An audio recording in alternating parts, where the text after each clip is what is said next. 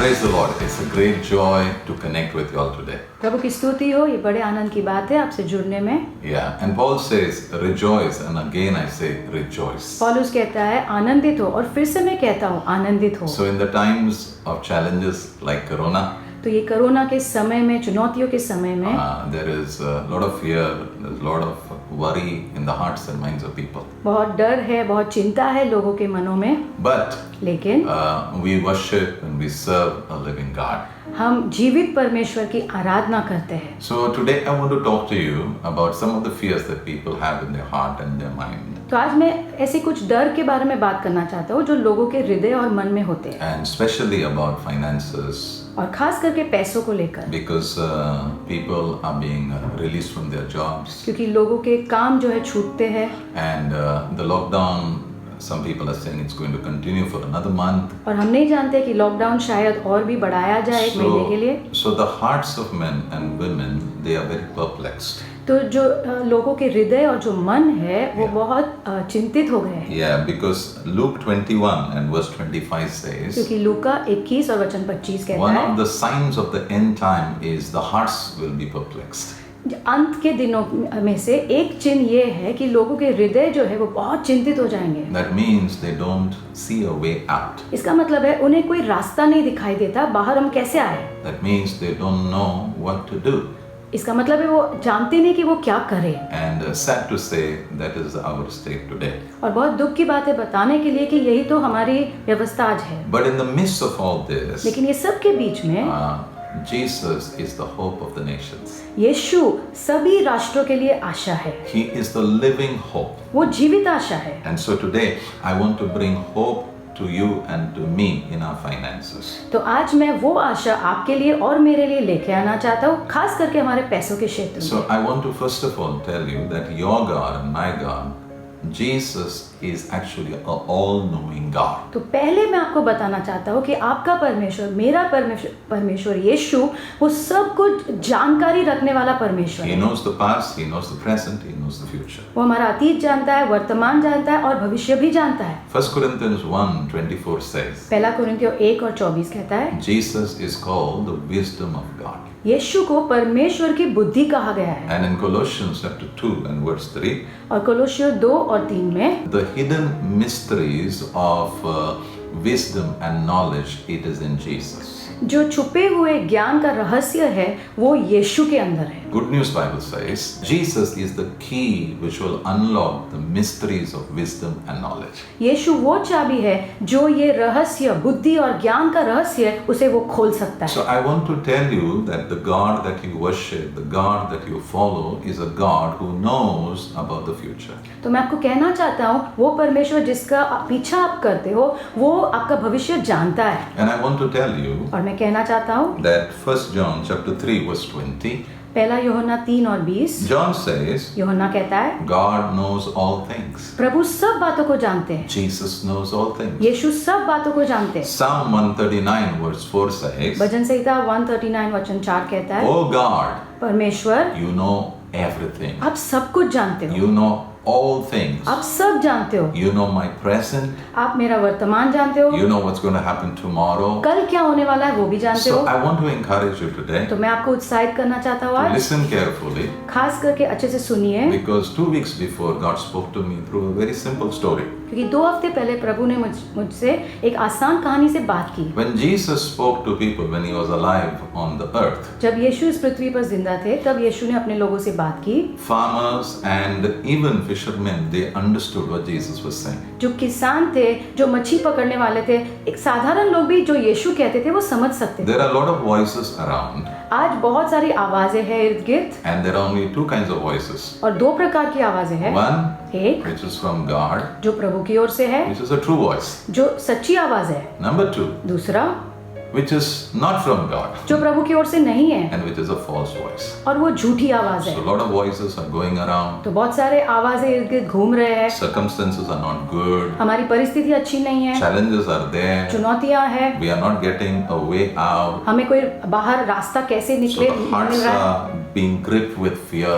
तो हृदय जो है वो डर से पकड़े गए हैं, Minds are being confused. मन में गड़बड़ी है। But I want to tell you, लेकिन मैं आपसे कहना चाहता in the हूँ, midst of all this, ये सब के बीच में there is a person called Jesus. एक व्यक्ति है जिसका नाम है यीशु। He knows about your tomorrow वो आपके कल को जानता है and he cares for you. और वो आपकी परवाह करता है। That's what Peter says. यही तो पतरस ने कहा। He says, वो कहता है, cast your burdens, तुम्हारे सारे बोझ प्रभु के ऊपर डालो, for he cares for you. क्योंकि वो तुम्हारी परवाह करता है। So what did God speak to me 2 weeks before? तो क्या प्रभु ने मुझसे बात की 2 हफ्ते पहले? In Luke chapter 5, लूका 5 में and verse 4. और वचन 4। Now let me just give you a background. मैं आपको उसका पृष्ठभूमि बताता हूँ। One early morning, एक सुबह the fishermen, which included Peter and his friends, they were actually cleaning their nets. कुछ मछुआरे थे जिसमें पतरस भी शामिल था, वो अपने जालों को धो रहे थे। The whole night they worked, पूरी रात उन्होंने काम किया, but they found no success in their work. लेकिन उनको अपने काम में कोई भी सफलता नहीं मिली। They had not caught even one fish. एक भी मछली नहीं मिली। So in the midst of all that, उस सब के बीच में now here comes Jesus. यहाँ पे यीशु आते हैं। Suddenly, as he comes, अचानक जैसे वो आते हैं, he sits on the boat of Peter पतरस की नाव में वो बैठते हैं and he is pushed into the water. और नाव पानी में जाती है। And there Jesus sits and begins to talk to the people about the kingdom of God. और वहाँ पे यीशु बैठ के लोगों से परमेश्वर के राज्य के बारे में बात करने After लगते he हैं। speaks, और बात करने के बाद then he tells Peter पतरस से वो कहते हैं, in verse 4, वचन 4 में he says to Peter, पतरस से कहते हैं, I want you to go into the deep. मैं चाहता हूँ तुम गहराई में जाओ And there I want you to release the nets into the water. और वहाँ पे मैं चाहता हूँ कि तुम अपने जाल डालो। Now I want you to notice 2 statements which Jesus made to Peter. यहाँ पे 2 चीज मैं आपको दिखाना चाहता हूँ, 2 वाक्यों को। And these 2 statements are very powerful because you will understand how God is going to open doors for you. और ये 2 वाक्य बहुत सामर्थ्य है क्योंकि आप समझ जाओगे कैसे प्रभु आपके लिए दरवाजा खोलेंगे। The first thing Jesus said, पहली बात यीशु ने कही, I want you to go to the deep. मैं चाहता हूँ तुम गहराई में जाओ। And now I want you to write this down. और मैं चाहता हूँ अब आप ये लिख लो। Jesus knows exactly where your financial blessing is. यीशु पूरी तरह जानते हैं कि आपका आर्थिक परिस्थिति में जो आपका सफलता है वो कहाँ पे है। He knows it. वो जानते हैं। He knows where the fish is. वो जानते हैं कि मछली कहाँ पे है। Yeah, by the way, when you fish over there, you don't fish in the deep, you fish in the shallow water. वहाँ पे जब आप मछली पकड़ने जाते हो, आप कभी भी गहराई में नहीं जाते, आप किनारे पे मछली पकड़ते हो। Yeah, but here Jesus says, लेकिन यहाँ पे यीशु कहते हैं, yeah, he says go into the deep. यहाँ पे यीशु कहते हैं कि आप गहराई में जाओ। So number 1, Jesus knew exactly where the financial blessing is. तो पहली बात यीशु जानते थे कि आशीष कहाँ पे है। The second statement which Jesus told Peter is this. और दूसरा वाक्य जो यीशु ने पतरस से कहा, I want you to go and release nets, not one net but more nets. मैं चाहता हूँ वहाँ पर जाकर तुम अपने जो जाले हैं, ज्यादा एक जाल नहीं, बहुत ज्यादा जो जाल है वो सब डालो वहाँ पे। So number 2, दूसरी बात, what did Jesus say? यीशु ने क्या कहा? He told them how to get this financial blessing. यीशु ने पतरस को सिखाया कि कैसे ये आशीष को अपने जीवन में ला सकता है। Yes, not only Jesus knows where your financial blessing is, इतना ही नहीं कि यीशु जानते हैं कि आपके आशीष कहाँ पर है, but he also will tell you how to get it. लेकिन वो आपको ये भी बताएंगे कि उसको कैसे पाया जाता है। This is called wisdom. इसी को तो बुद्धि कहते हैं। That's how I started. I told you Jesus is wisdom from God. ऐसे तो मैंने शुरुआत की कि यीशु परमेश्वर की ओर से बुद्धि है। And if you read verse 5, अगर आप वचन 5 पढ़ोगे, there Peter begins to tell Jesus. यहाँ पे पतरस यीशु से कहने लगता He है, says we have worked the whole night. वो कहता है पूरी रात हमने काम किया We है, have not caught even one fish. हमने तो एक भी मछली नहीं We पकड़ी, had no success. हमें कोई सफलता नहीं मिली। We are in fact professional fishermen. हम तो ये हमारा काम है मछली पकड़ना। But then still he said, फिर भी वो कहता है, at your word, आपके शब्दों के ऊपर, at your word. क्योंकि आपने कहा है इसलिए। Yeah, so what is happening? तो क्या हो रहा है? The third truth over here is this, तीसरी सच्चाई यहाँ पे ये है, that you should hear the words of the Lord. आपने प्रभु के शब्दों को सुनना है। Your financial breakthrough, your financial miracle depends upon whether you are hearing the voice of the Lord. आपका चमत्कार पैसों के क्षेत्र में इसके ऊपर निर्भर है कि क्या आप प्रभु की आवाज सुन रहे हो। So, what did Peter say? तो पतरस ने क्या कहा? At your word. आपके शब्दों के ऊपर। That means I have heard it, Lord. इसका मतलब मैंने सुना प्रभु। What will I do? मैं क्या करूंगा? I will go deep मैं जाऊंगा गहराई में and I will drop the nets. और मैं जालों को डालूंगा। So the fourth thing which I want you to know is और चौथी बात मैं चाहता हूँ आप जानो, he obeyed the Lord. पतरस ने प्रभु की आज्ञा पालन की। Yeah, not only he heard but he obeyed. उसने सुना ही इतना ही नहीं लेकिन आज्ञा पालन भी किया। Now I just want to say this. मैं ये कहना चाहता हूँ, Yeah, in your obedience is your miracle. आपके आज्ञा पालन में आपका चमत्कार है। That is a very important key. ये बहुत बड़ी चाबी है। And when you obey the words of the Lord, और जब आप प्रभु के शब्दों का आज्ञा पालन करते हो, I want to give you a prophetic word. मैं आपको एक भविष्यवाणी का शब्द देना चाहता It's a हूँ। very powerful verse. बहुत सामर्थी वचन है। In Ephesians chapter 3 एफिसियों 3 में and verse 20, और वचन 20 Paul said, पौलुस कहता है, God will give you more than what you ask and imagine.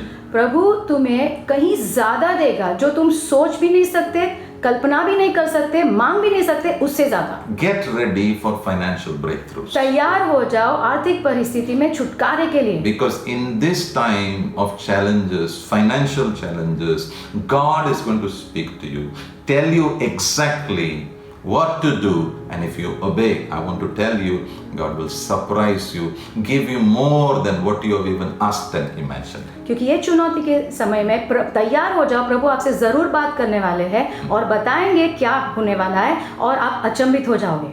Now you may say, अब आप कहोगे, okay, but Pastor, this was 2000 years ago. आप कहोगे पास्टर ये तो 2000 साल पहले हुआ था। Let me tell you good news. मैं आपको अच्छी खबर देना चाहता हूँ। Hebrews 13 verse 8 says, इब्रानियों 13 और वचन 8 कहता है, Jesus is the same yesterday, today and forever. यीशु हमेशा के लिए एक समान है। He has not changed. वो बदले नहीं है। So what did I learn from this small story where Peter experienced an amazing miracle? तो ये छोटी कहानी जहाँ पे पतरस को इतना बड़ा चमत्कार मिला, मैंने क्या सीखा? What was the miracle? क्या था चमत्कार? Oh, when they put the nets, the fishes just came from everywhere. जब उन्होंने जाल डाले तो मछली सब जगह से आ गई। And they were trying to pull the fish into the boat. और वो मछली को बाहर निकालने की कोशिश कर रहे थे। But it was very difficult. लेकिन बहुत मुश्किल था। So Peter called out his friends. तो पतरस ने अपने दोस्तों को बुलाया। They came with another boat. और दूसरे नाव के साथ वो आए। And the Bible says, और बाइबल में लिखा है, at the end, अंत में both the boats were sinking under the weight of the fish. दोनों नाव इतनी भारी हो गई वजन से मछली के कि वो डूबने लगे। God will surprise you with financial miracles because you follow the Almighty God in Jesus. प्रभु आपको अचंभित करेगा ऐसे चमत्कारों के द्वारा आपके पैसों के क्षेत्र में, इसलिए क्योंकि आप यीशु का पीछा करते हो। Amen. So let me tell you the 5 principles which I told you right now. तो मैं 5 सिद्धांतों को फिर से बताना चाहता हूँ। Number 1, पहला, Jesus knows where your financial miracle is. यीशु जानते हैं कि आपका आर्थिक परिस्थिति में चमत्कार कहाँ पे है। Number 2, दूसरा, Jesus knows how to get that financial miracle. यीशु जानते हैं कि वो चमत्कार को कैसे पाना है। Number 3, तीसरा, you should hear the voice of Jesus. आपने यीशु की आवाज को सुनना है। Number 4, चौथा, you should lovingly obey the voice of the Lord. आपने प्रेम के द्वारा प्रभु के आवाज का आज्ञा पालन करना है। Number 5, पांचवा, in that obedience, वो आज्ञा पालन you में will see the financial miracle manifesting. आप पैसों के क्षेत्र में चमत्कारों को होते हुए देखोगे। Yeah. Now, I know Jesus is going to do financial miracles in your lives. Every person hearing the sound of my voice, I want to tell you, you are going to experience miracles like this. हर एक व्यक्ति जो इस वक्त मेरी आवाज सुन रहा है, मैं जानता हूँ कि यीशु आपके जीवन में चमत्कार करने वाले हैं पैसों के क्षेत्र में। Yeah, why? क्यों? Because he is the shepherd क्योंकि वो चरवाहा है and you are his sheep. और आप उसके भेड़ हो। Have you not read in Psalm 23 and verse 1? क्या आपने भजन संहिता 23 और वचन 1 में नहीं पढ़ा? The Lord is my good shepherd परमेश्वर मेरा अच्छा चरवाहा and है I will lack no good things. और कोई भी भली बात की घटी मुझे नहीं He होगी। is your good shepherd. वो तुम्हारा भला चरवाहा है। How good is he? कितना भला है वो? He laid his life down for you. उसने अपना जीवन तुम्हारे लिए दिया If है। he can lay his life down, अगर वो अपना जीवन दे सकता है then He will definitely bless you with good things which you require for your life. तो वो जरूर आपको अच्छी बातों से आशीषित करेगा जिसको आपकी जरूरत है। Yeah. Now, the beauty of the sheep is this. और ये जो भेड़ है उसकी सुंदरता ये है, John 10 verse 3, यूहन्ना 10 और वचन 3, Jesus said, यीशु ने कहा the sheep will hear the voice of the shepherd. जो भेड़ है वो चरवा की आवाज जरूर सुनेंगे। Your miracle is in hearing the voice of your shepherd. आपका चमत्कार उसमें है कि आप आपके चरवा की आवाज सुनो। John 10 verse 4 says, यूहन्ना 10 और वचन 4 कहता the है, sheep follow him because they know the voice of the shepherd. जो भेड़ है उसका पीछा करते हैं क्योंकि वो अपने चरवा की आवाज पहचानते हैं। Now I want to tell you, अब मैं आपसे कहना चाहता हूँ, too many voices are going around. बहुत सारे आवाजें घूम रहे हैं, Too many voices. बहुत सारे। I just want to tell you मैं सिर्फ इतना कहना चाहता हूँ about Corona. ये कोरोना के बारे में, It will be over ये खत्म होगा because God is a very merciful God. क्योंकि प्रभु बहुत दयालु परमेश्वर And है your prayers which are rising up like incense, God is going to answer it. और आपकी प्रार्थनाएं जो एक धूप के समान ऊपर उठ रही है, प्रभु उसका जवाब जरूर देंगे। Okay, now you may say, but why the time? Why time is taking? तो आप शायद कहोगे लेकिन इतना समय क्यों लग रहा है? I don't know. मैं नहीं जानता। God holds the time. प्रभु समय को अपने हाथ में पकड़ता है। Trust the hand of God. प्रभु के हाथों के ऊपर भरोसा But करो। in the meantime, लेकिन ये समय में God will protect you. प्रभु आपको सुरक्षित रखेंगे, God will provide for you. प्रभु आपके लिए प्रबंध भी करेंगे। Now coming back तो वापस लौटते हुए to hearing the voice of God. प्रभु की आवाज सुनने के बारे Because में, that's the key. क्योंकि वो हमारे लिए चाबी है। Now, we are not going to go to a prophet to hear the voice of God. अब हम कोई भविष्यवक्ता के पास नहीं जाने वाले हैं प्रभु की आवाज सुनने के Because लिए, in the New Testament, क्योंकि नए नियम में we are given the Holy Spirit. हमें पवित्र आत्मा दिए गए And हैं। Romans chapter 8 and verse 14 says और रोमियो 8 और वचन 14 कहता है, that the sons of God are those people who are led by the Spirit of God. परमेश्वर के पुत्र वो लोग हैं जो पवित्र आत्मा के द्वारा अगुवाई पाते हैं। And the Bible says, और वचन में लिखा है, James 4 and verse 8. याकूब 4 और वचन 8, Yeah, this is a beautiful verse. ये बहुत सुंदर वचन है। How do I hear the voice of God? कैसे मैं प्रभु की आवाज को सुनूं? This verse says, यहाँ पे लिखा है, come close to God प्रभु के नजदीक आओ and God will come close to you. और प्रभु तुम्हारे नजदीक आएगा। So, I want to come close to तो God मैं प्रभु के नजदीक आना चाहता हूँ, as a sheep of God प्रभु के भेड़ होने के so नाते, that I can hear the voice of my shepherd ताकि मैं मेरे चरवा की आवाज सुन पाऊँ, and that I may know the voice of my shepherd ताकि मैं मेरे चरवा की आवाज पहचान and that पाऊँ I may follow my shepherd. और मैं मेरे चरवा का पीछा कर पाऊँ। So, how do I come close? तो कैसे मैं नजदीक आऊँ? How do I connect? कैसे मैं जुड़ूं? How do I come to that place where I can hear the voice of my shepherd? कैसे उस स्थान पे आऊँ जहाँ पे मैं मेरे चरवा की आवाज सुन पाऊँ? Yes. So I want to give you some keys which will help you to come closer to God. तो मैं आपको कुछ चाबी देना चाहता हूँ जो आपकी मदद करेगी प्रभु के नजदीक आने के The लिए। first key is पहली चाबी the blood of Jesus. यीशु का लहू। Ephesians 2:13 says, एफिसियों 2 और 13 कहता है, once we were far away from God, एक बार हम बहुत दूर थे प्रभु से, but now लेकिन अब by the blood of Jesus यीशु के लहू के द्वारा we have come close to God. हम प्रभु के नजदीक आ गए हैं। How close? कितना नजदीक? You're very near Him. अब बहुत नजदीक हो। He is in you now. वो अब आपके अंदर है। Not only He is in you, इतना ही नहीं, but He has become one with you. वो आपके साथ एक हो गया है। But this all is because of the blood of Jesus. लेकिन ये सब इसलिए मुमकिन है यीशु के लहू के कारण। And then in Hebrews 10 and verse 19 it says, इब्रानियों 10 और वचन 19 कहता है, yeah, I have boldness now to come into the Holy of Holies by the blood of Jesus. अब मेरे पास वो हियाव है अति पवित्र स्थान में आने के लिए, क्योंकि मेरे पास यीशु का लहू है। Yeah, so what should I do? तो मुझे क्या करना है? Celebrate the blood of Jesus. यीशु के लहू का उत्सव मनाना है। Celebrate every day the blood of Jesus. रोज यीशु के लहू का उत्सव मनाओ। Tell the Lord, without your blood, I cannot come in your presence. प्रभु से कहो, प्रभु आपके लहू के बिना तो मैं आपकी उपस्थिति में आ ही नहीं I सकता। thank you. मैं आपको धन्यवाद I देता हूँ, love you, Jesus. आपसे प्रेम करता हूँ। Number 2, दूसरा, how do you come close to God? कैसे हम प्रभु के नजदीक आए? The Word of God. प्रभु का वचन। Somebody said, किसी ने कहा, when you read the Bible, जैसे जब आप प्रभु का वचन पढ़ते हो, you are reading God. आप प्रभु को पढ़ रहे हो। What a beautiful scripture it is. कितना सुंदर वचन है ये। When you read the Bible, जब आप वचन पढ़ते हो, you read God. आप प्रभु को पढ़ रहे हो। So when you read God, जब आप प्रभु को पढ़ते हो, the very words in the Bible, they jump at you. Bible में से जो शब्द है वो आपके पास उड़ के आते हैं। Yes, suddenly they begin to speak personally to you. अचानक से वो आपके साथ व्यक्तिगत रूप से बात करने लगते हैं। Suddenly they will begin to speak to you about your businesses, about your work, and about your financial breakthrough. अचानक वो आपसे बात करने लगेंगे आपके बिजनेस के बारे में, आपके पैसों के बारे में, आपके काम के बारे में। Suddenly you will get a phone call. अचानक आपको एक फोन कॉल आएगा। Suddenly those people who have forgotten you, they will remember you. अचानक वो लोग जो तुम्हें भूल गए, अचानक वो तुम्हें याद करने And they लगेंगे will say, और वो कहेंगे, we had a dream yesterday. कल हमें एक सपना आया था।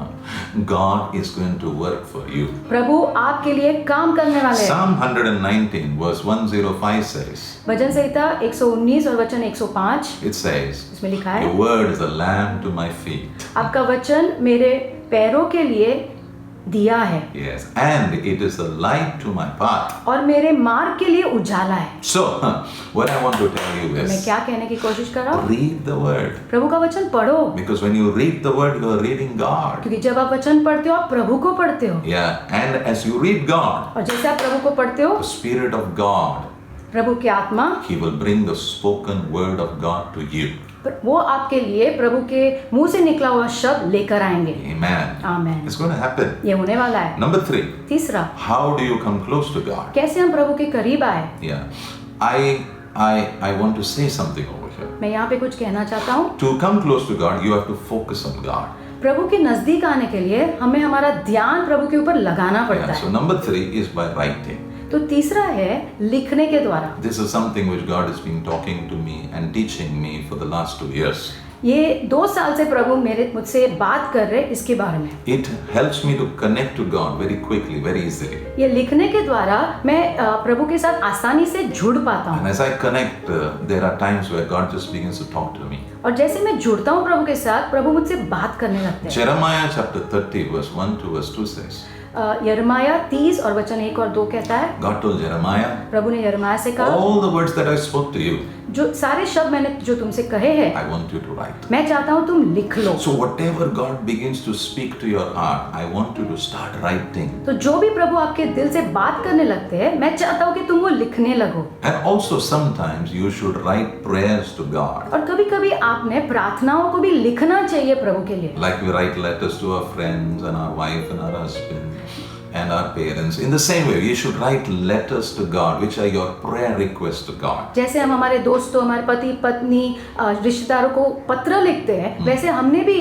प्रभु के पास हमारी विनतियों को लेके आना है। And God is hearing you through your words, और प्रभु आपको आपके शब्दों के द्वारा सुन रहे हैं, which are written on the pages of your book. जो आपके किताब में लिखे गए हैं। But when you are writing, you are focusing on God. क्योंकि जब आप लिखते हो, आप प्रभु के ऊपर ध्यान लगा रहे When हो। you are writing, you are pouring your heart. क्योंकि जब आप लिखते हो, आप आपका हृदय उंडेलते हो। Even now, I have started a practice of writing thanksgiving to the Lord for every day for nearly now 2 years. अभी करीब 2 सालों से मैं प्रभु के लिए रोज धन्यवाद लिखता हूँ। Sometimes when I write, it will take me 2 hours, 3 hours just writing thanksgiving, praying, just writing. कभी कभी मुझे 2 घंटे शायद 3 घंटे भी लग जाते हैं सिर्फ धन्यवाद लिखते लिखते, प्रार्थना लिखते लिखते।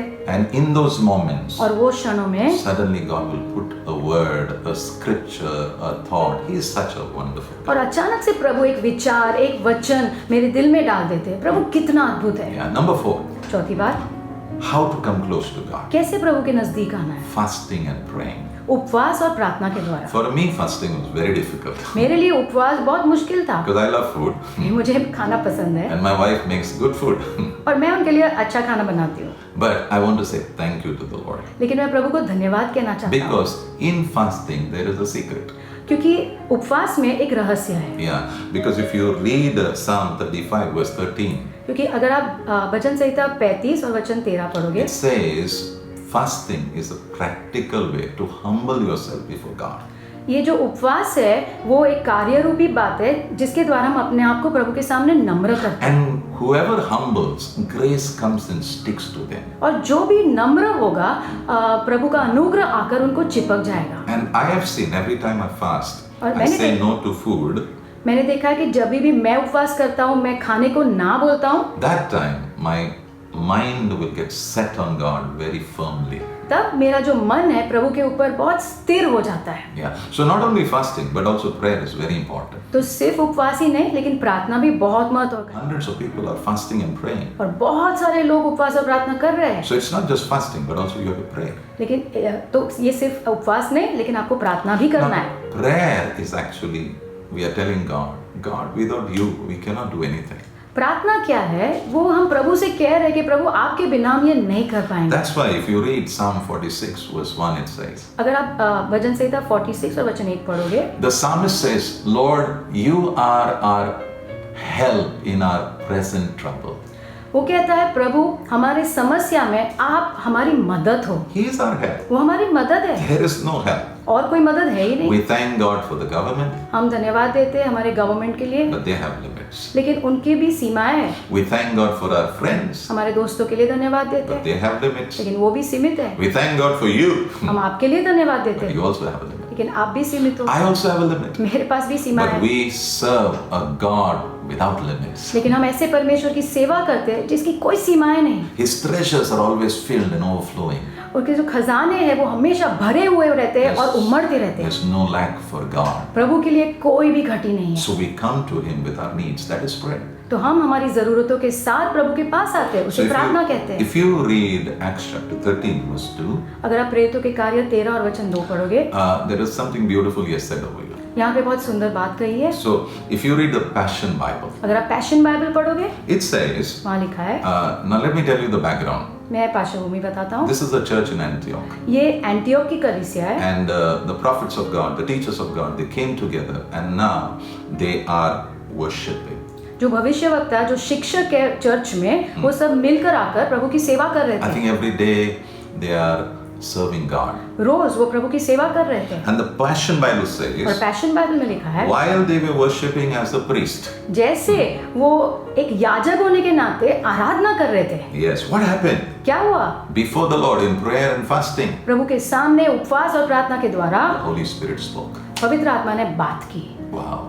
Fasting and prayer is a place where God speaks. उपवास और प्रार्थना ऐसा स्थान है जहाँ पे प्रभु जरूर बात करते So I believe हैं। तो मैं विश्वास करता हूँ, before we end this fasting and prayer, ये उपवास प्रार्थना अंत होने के पहले we believe God will speak to your heart. हम विश्वास करते हैं कि प्रभु आपके हृदय के साथ बात The करेंगे। same Holy Spirit who spoke in the Antioch church that time, that same Holy Spirit who was inside you will speak to you.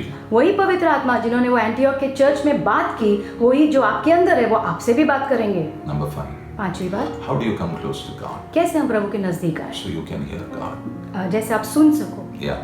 Number 5. पांचवा, Worship and waiting. आराधना करो और थोड़ा रुको। Now, when I talk about worship, जब मैं आराधना की बात करता हूँ, I'm going to talk about the manifested presence of God. हम प्रभु की उपस्थिति के बारे में बात करेंगे, प्रकट हुई उपस्थिति। Yeah, where you respect God, where you honor God with your body. जहाँ पे आप प्रभु का आदर करते हो आपके शरीर के द्वारा, And in that place, what happens? और वो स्थान में क्या होता है? Psalm 132 verse 7 says, भजन संहिता 132 और वचन 7 कहता है, let us worship before His throne. आइए हम उसके सिंहासन के सामने आराधना करें। Throne means manifested presence of God. जो सिंहासन है उसका मतलब है प्रकट हुई गई उपस्थिति। Yeah, so suddenly if you're walking on the road and you feel the presence of God, what will happen? You'll just stop and you will just be quiet before God.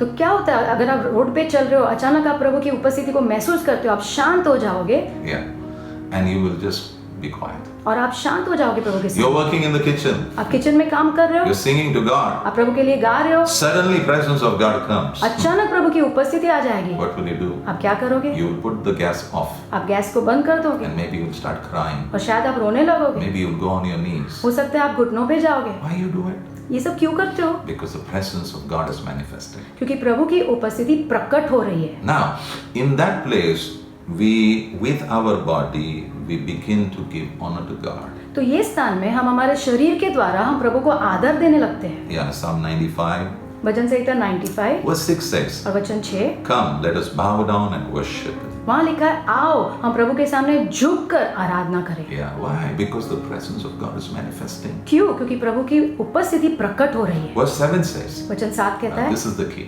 यहाँ पे चाबी है। In that place of that presence of God, where you respond to God with worship, तो वो स्थान में जहाँ पे आप आराधना के द्वारा आराधना करते हो प्रभु की उपस्थिति में, yeah, what happens? क्या होता है? God loves to talk to His people.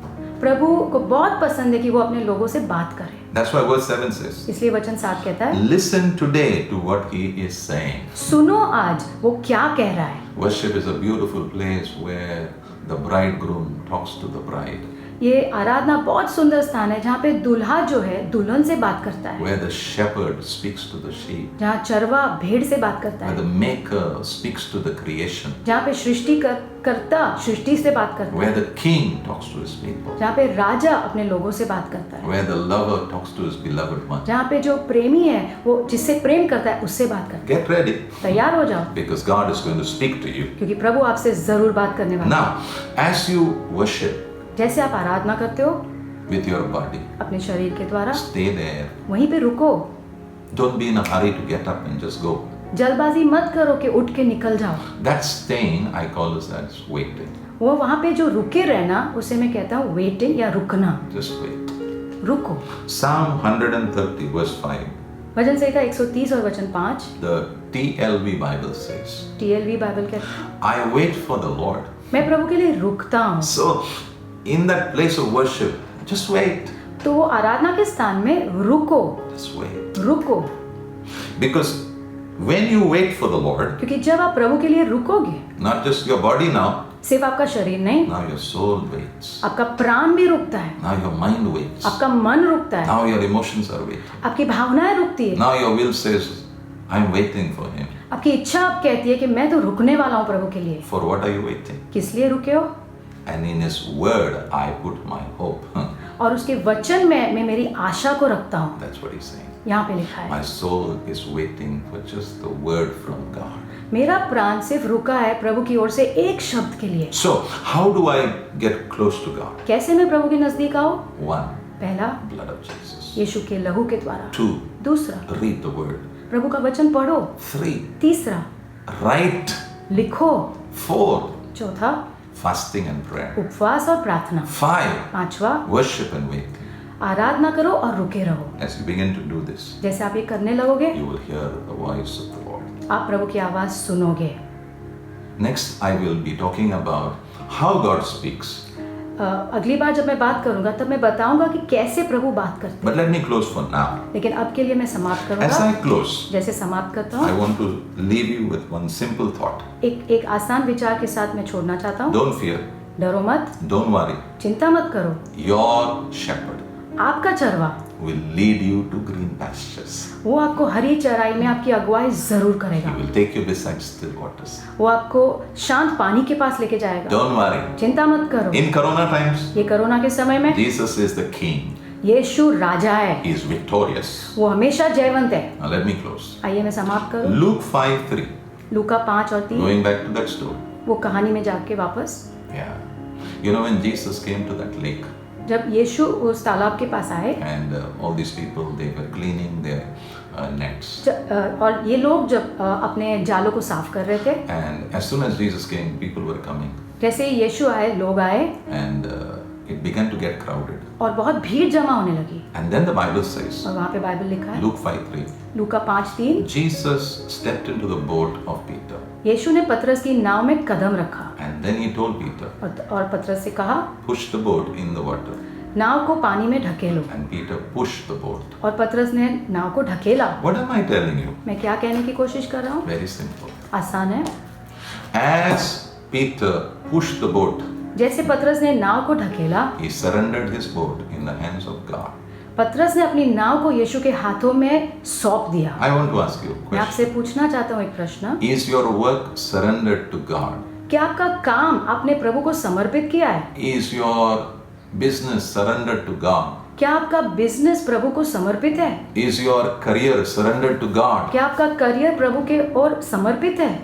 And finally, और अंत में, is your finances surrendered to God? क्या आपके पैसे प्रभु को समर्पित है? Yeah. I want to tell you, मैं आपसे कहना चाहता the हूँ, king is not money. जो राजा है वो पैसा नहीं है, The king is Jesus. जो राजा है वो यीशु है, Because Jesus the king knows where the money is. क्योंकि यीशु जो राजा है वो जानता है कि पैसे कहाँ पर है। So as I close, तो जैसे मैं समाप्त कर रहा हूँ, I want to tell you, मैं आपसे कहना चाहता हूँ, don't fear about insufficiency. ये घटी के बारे में आप डरो मत। If God has blessed you, अगर प्रभु ने आपको आशीषित किया है, make the Lord the king over your finance. आपके पैसों में प्रभु को राजा बनाओ, Surrender it. सब कुछ समर्पित करो, Learn to pay your tithes.